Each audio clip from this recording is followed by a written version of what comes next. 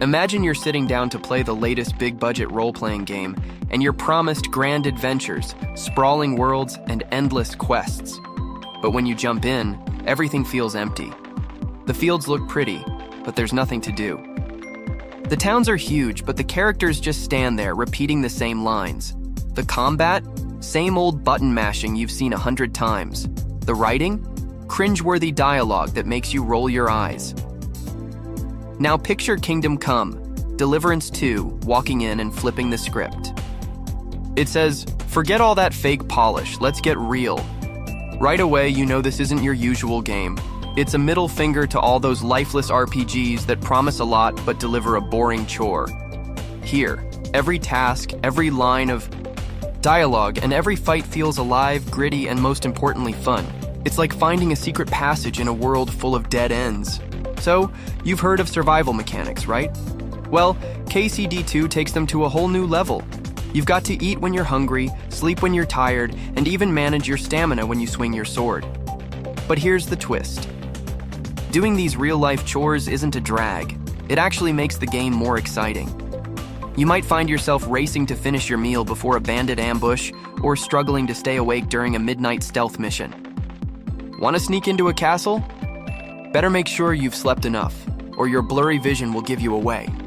These survival systems make every moment count. It's not just about swinging swords or casting spells. It's about living as Henry would in medieval Bohemia.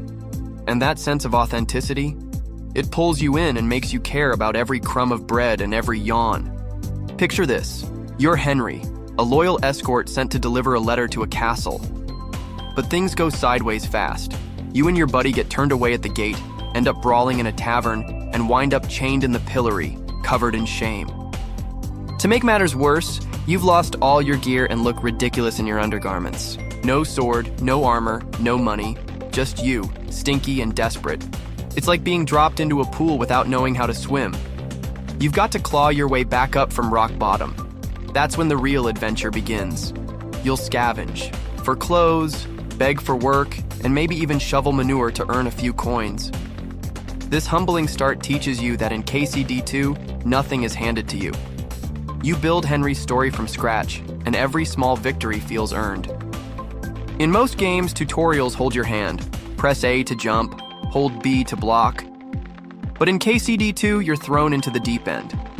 You open the menu and see dozens of tabs. Inventory, skills, quests, survival stats. You think, where do I even begin? Combat doesn't come with pop-up hints. You must learn timing, parries, and stances by trial and error. Hungry? Your screen warns you, maybe too late, and you pass out in the middle of a mission. Thirsty?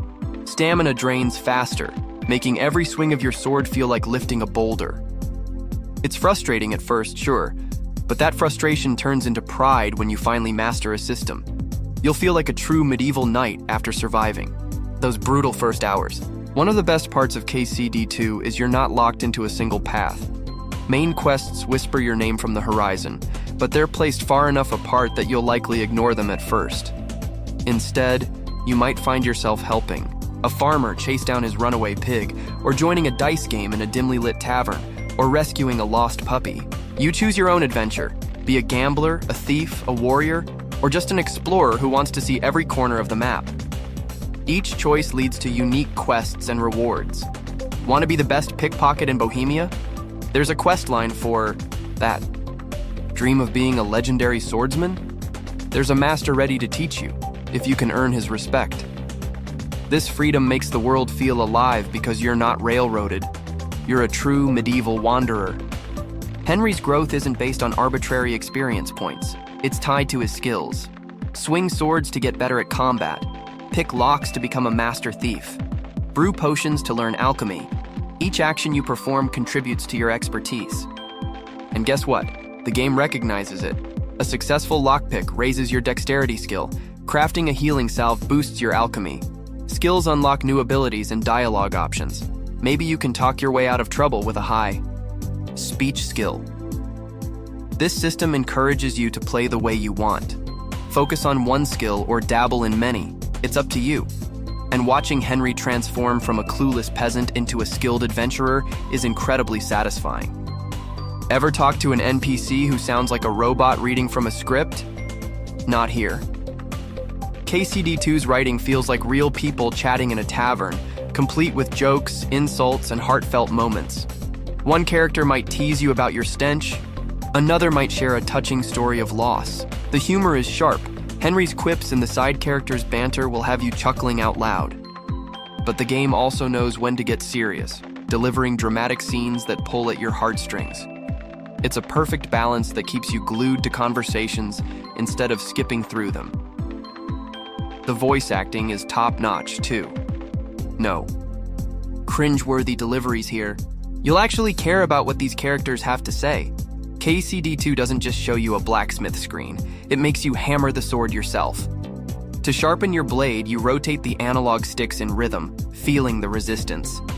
Tilt too much and you'll damage the edge, too little and it stays dull. Brewing a potion? You must follow a recipe, timing your ingredients just right. Even whistling to attract horses requires choosing the right tune and tempo. And if you're stinky, forget stealth. Your foul odor gives you away.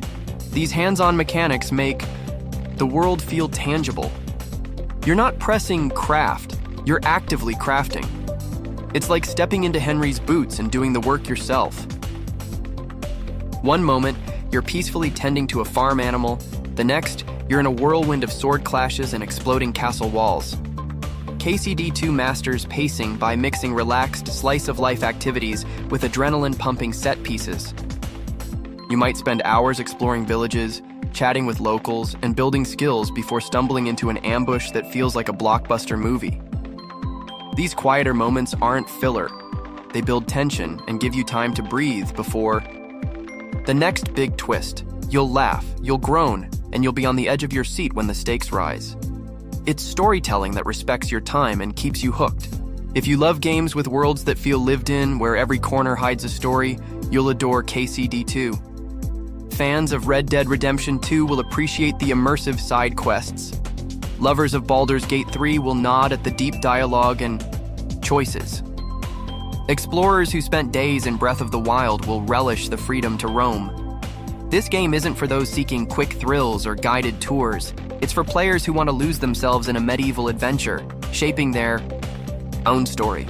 So, if you're ready for a game that respects your intelligence, challenges your skills, and rewards your curiosity, mount up, grab your sword, and dive into Kingdom Come: Deliverance 2.